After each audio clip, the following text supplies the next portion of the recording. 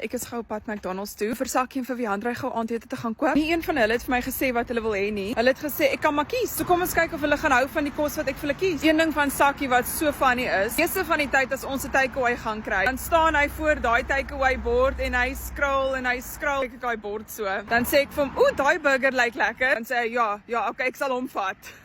Dis so oulik. Mackies. Ons kyk wat's op die menu. Dan kyk what's new. Double Big Mac with bacon. McDonald's chicken share box. En dan chippies vir Wiandrey. £17.77. Omtrent so R400. Ons is order 041. Daar is ons. I have come with bag. Thanks so much. Do you need to keep that? Can I keep that? Okay, thank you. Let's plate up. Hey baby, ek het nie vir jou McDonald's gebring nie, sorry girl. Wiandrey se eerste. Chippies, 'n medium fries. Is massive. Dit is die chicken share box. Oh my word. So dit is chicken selects en nuggets in. Dis huge.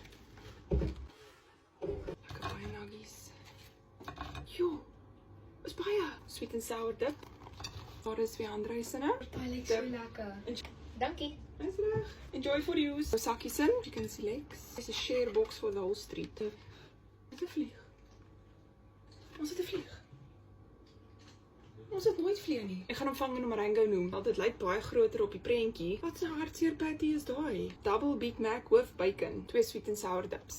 En daar is Sakkie se Mackies, done and dusted. En kas gaan. Nee, waarheen gaan jy ons kort taste test?